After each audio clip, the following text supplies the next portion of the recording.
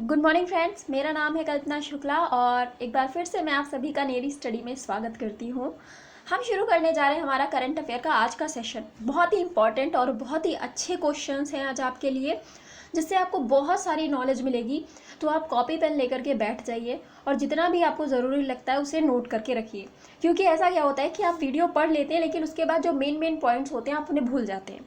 तो इसीलिए copy pen लेकर के बैठना बहुत ही ज़रूरी है। जितना ज़्यादा आप नोट करेंगे, उसे रिवीजन करेंगे, उतनी ही ज़्यादा चीज़ें आपको याद रह जाएंगी। तो इसलिए नोट ज़रूर किया करिए।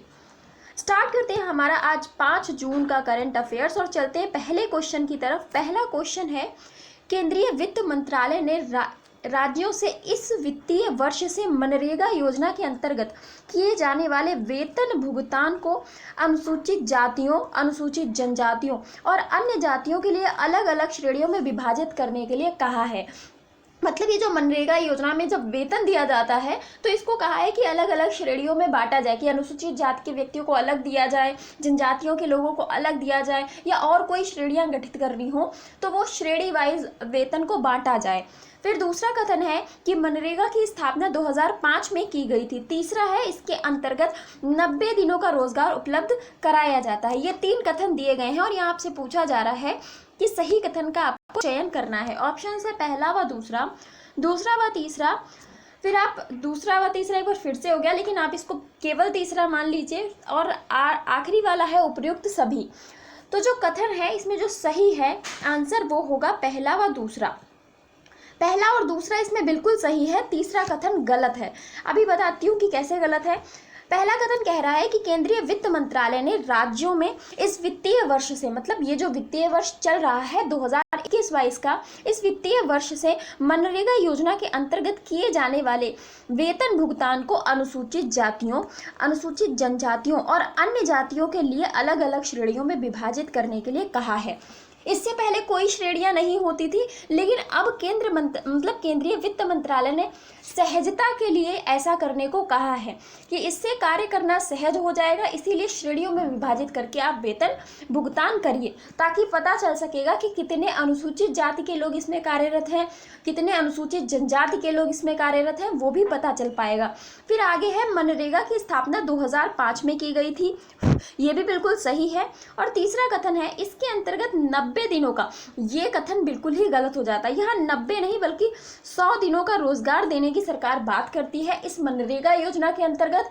और इसमें यह भी कहा जाता है कि आपको जो आपने याचिका दायर की है, मतलब आप याचिका का मतलब है जो आपने फॉर्म भर के मनरेगा के लिए वहाँ पे रखा है, उसको फॉर्म भरने के 15 दिन के अंदर आपको रोजगार उपलब्ध कराया जाएगा। 15 दिन के अंदर, और 100 दिन का रोजगार, वर्ष में 100 दिन का रोजगार आपको उपलब्ध कराया जाएगा। ऐसा ये योजना मनरेगा योजना के अंतर्गत कहा जाता है। अब मनरेगा योजना की फुल फॉर्म एक बार जान लेते हैं कि इसको बोलते क्या है।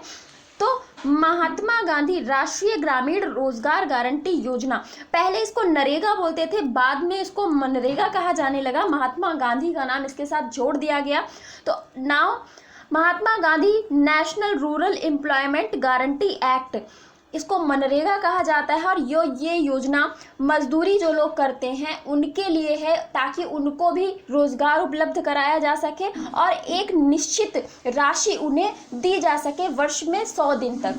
तो इस तरीके की ये योजना है, सरकार के द्वारा चलाई जा रही है और काफ़ी पुरानी योजना ये हो जाती है। चलते हमारे अगले प्रश्न की तरफ। अगला प्रश्न है, आपको ये कथनों पर विचार करना है। पहला कथन है, मैगलन ऑर्बिट वर्ष 1990 में शुक्र ग्रह के लिए अमेरिका द्वारा भेजा जाने वाला पहला प्रोब था।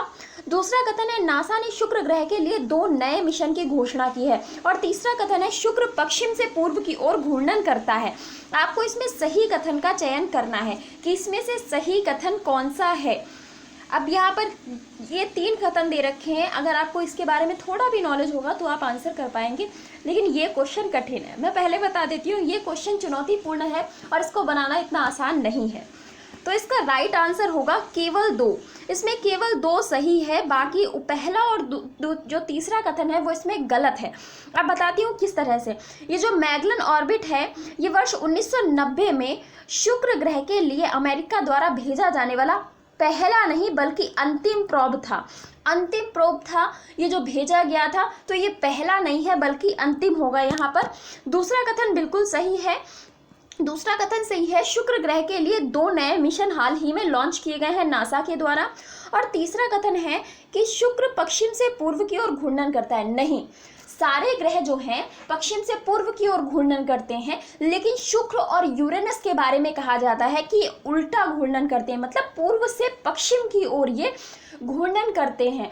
तो आपका ये भी कथन गलत हो जाता है। तो यहाँ पर आपको थोड़ा सा ध्यान से पढ़ने की ज़रूरत थी अगर आपका गलत हुआ है। और कुछ ये पॉइंट तो चलो ठीक है, ये सभी को नहीं पता होगा, लेकिन ये पॉइंट तो सबको पता होगा, और यहाँ पर जिसने मिस किया है उसको एक बार फिर से कायदे से पढ़ने की ज़रूरत है। तो इसके बारे में जान लेते हैं, कौन से 2 मिशन नासा के द्वारा लॉन्च किए गए हैं। पहला है द विंसी प्लस, इसका नाम है द विंसी प्लस, जिसकी फुल फॉर्म है द विंसी प्लस की deep atmosphere Venus investigation of noble gas chemistry and imaging. ये जो है, ये वाला जो द विंसी प्लस है जिसको नाम दिया गया है, ये एटमॉस्फेयर जो वहाँ का वातावरण है उसके लिए ये भेजा जाएगा कि वहाँ का वातावरण ऐसा क्यों है, वहाँ पर इतना ज़्यादा तापमान क्यों है, जबकि सूर्य से उसकी इतनी, मतलब सूर्य के सबसे नज़दीक ग्रहों में भी वो नहीं आता है। तो क्यों, ये शब्दों का यूज़ किया गया है कि क्यों शुक्र एक नर्क जैसा ग्रह बना हुआ है, तो इसकी जांच करने के लिए ये भेजा जाएगा। और दूसरा जो है, जो दूसरा मिशन भेजा जाएगा उसका नाम है वेरिटास। वेरिटास जिसकी फुल फॉर्म है Venus emissivity radio science INSR topography of spectroscopy. इसमें क्या है, इसमें भूगर्भिक जो जांच है वो करी जाएगी। भूगर्भिक जांच जो वहाँ की शुक्र की पृथ्वी आप कह सकते हैं, शुक्र की सतह पर किस प्रकार की संरचनाएं हैं, या क्या वहाँ पर कभी भविष्य में पानी, क्या वहाँ पर कभी मतलब पास्ट में वहाँ पे पानी था, क्या भविष्य में वहाँ पर कोई अच्छी संभावनाएं देखी जा सकती हैं, उसके लिए ये ग्रह वहाँ पर, ये मिशन वहाँ पर भेजा जाएगा। अब शुक्र पे भेजे गए और भी मिशन है, उनके बारे में भी जान लेते हैं। तो ये कुछ पहले भेजे गए मिशन है। मैगलन भेजा गया है नासा मिशन, जो 1994 में समाप्त हो गया था, जिसके बारे में अभी हमने पहले कथन में चर्चा की थी। दूसरा है वीनस एक्सप्रेस, ये यूरोपीय मिशन भेजा गया था। और अकात्सुकी भी ये मिशन भेजा गया था जापान के द्वारा। तो ये सारे के सारे मिशन भेजे जा चुके हैं, कहाँ पर भेजे जा चुके हैं, शुक्र पर। और भारत भी शुक्रयान प्रथम नाम से अपना मिशन 2025 से 27 के बीच में भेजेगा। तो ये भी बहुत इंपॉर्टेंट है, शुक्रयान प्रथम शुक्र ग्रह के लिए भारत का मिशन है। अब चलते हैं अगले कथन की तरफ। हमारा अगला प्रश्न है, माइक्रोसॉफ्ट ने हाल ही में पहली बार एक साइबर सुरक्षा परिषद लॉन्च की है। फिर दूसरा कथन है, इसमें एशिया प्रशांत सार्वजनिक क्षेत्रों को शामिल किया गया है। और तीसरा कथन है, इसमें इंडोनेशिया, मलेशिया, कोरिया, पाकिस्तान जैसे देशों को शामिल, ये देश इसमें शामिल हुए हैं। एक बार फिर से ध्यान से पढ़िए कि माइक्रोसॉफ्ट ने हाल ही में पहली बार एक साइबर सुरक्षा परिषद लॉन्च की है। दूसरा कथन है कि इसमें एशिया प्रशांत सार्वजनिक क्षेत्रों को शामिल किया गया है। और तीसरा कथन है कि इसमें इंडोनेशिया, मलेशिया, कोरिया और पाकिस्तान जैसे देश शामिल हुए हैं। तो इस पर एक बार देख लेते हैं। इसमें आपसे पूछा जा रहा है, आपको गलत कथन का चयन करना है। तो जो कथन इसमें गलत है, अगर आप इसको पकड़ पाए होंगे तो शायद आपने उत्तर सही दे दिया होगा। इसमें तीसरा कथन बिल्कुल ही गलत है। जी हाँ, तीसरा कथन इसका बिल्कुल गलत है। अब आपको पता चलेगा कि कैसे। तो जहाँ बात आती है पाकिस्तान, इसमें कैसे आ गया, क्योंकि पाकिस्तान एशिया में तो आता है, पर यहाँ बात हो रही है एशिया प्रशांत सार्वजनिक क्षेत्रों की।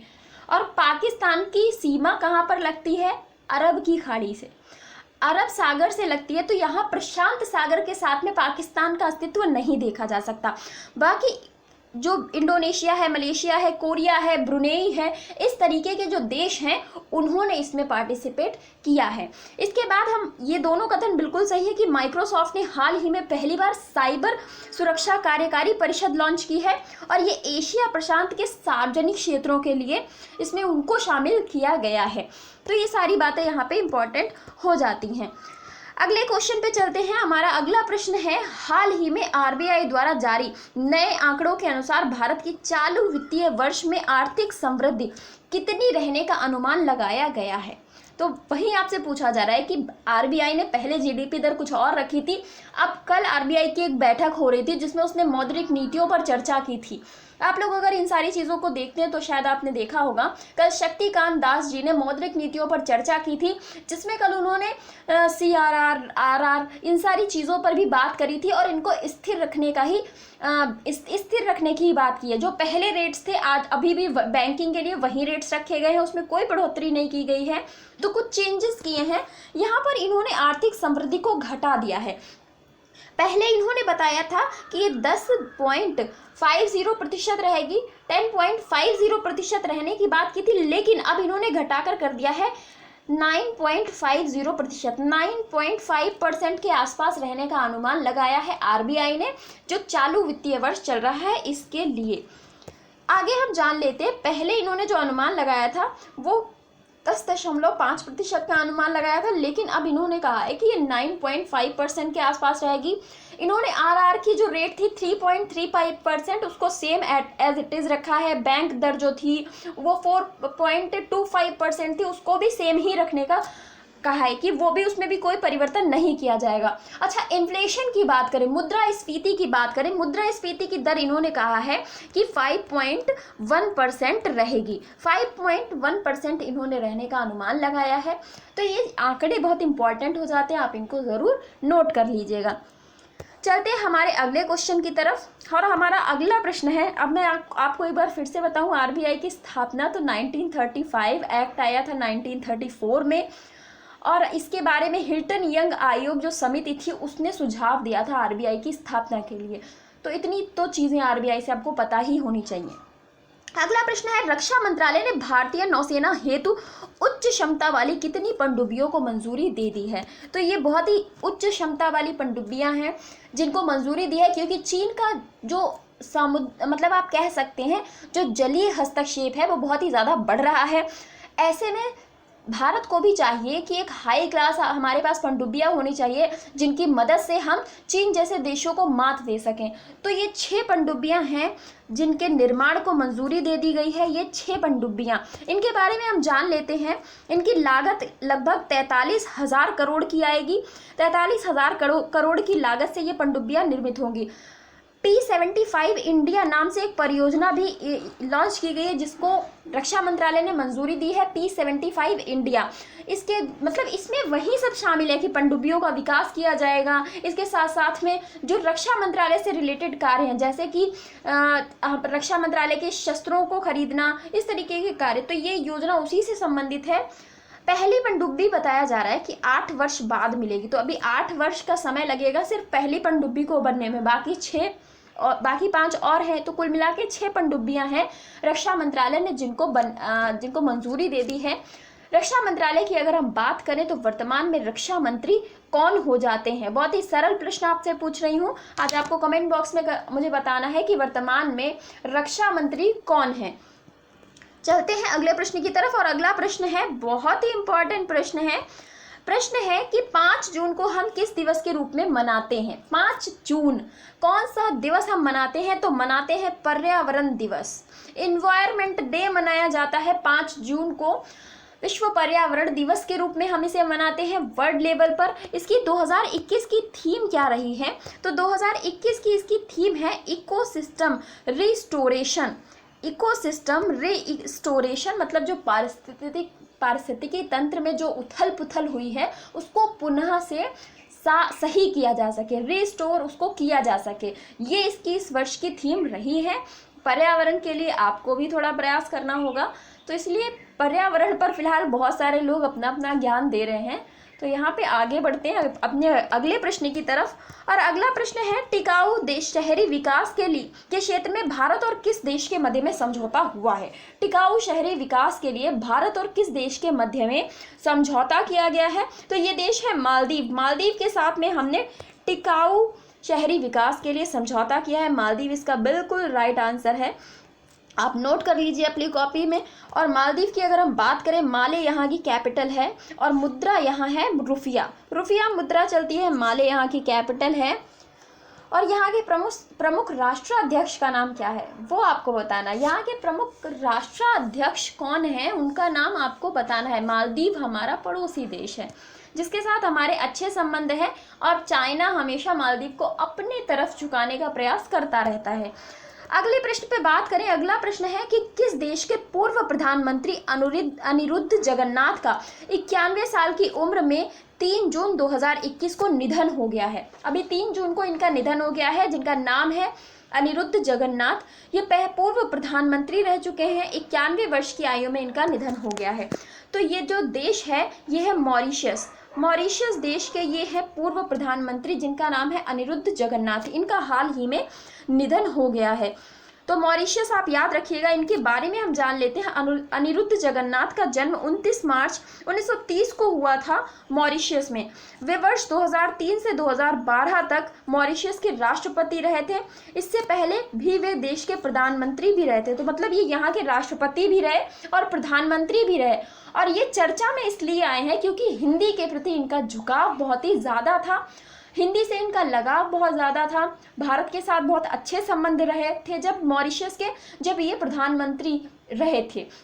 वर्तमान में भारत के मॉरिशस के साथ संबंध इतने अच्छे नहीं है क्योंकि मॉरिशस का झुकाव जो है चाइना की तरफ ज़्यादा बढ़ता जा रहा है। तो अगर कोई भी विवाद होता है तो मॉरिशस चाइना की ओर लेने की कोशिश करता रहता है। तो यहाँ पे आपको याद रखना है अनिरुद्ध जगन्नाथ पूर्व प्रधानमंत्री और राष्ट्रपति किस देश के, मॉरिशस के हो जाते हैं।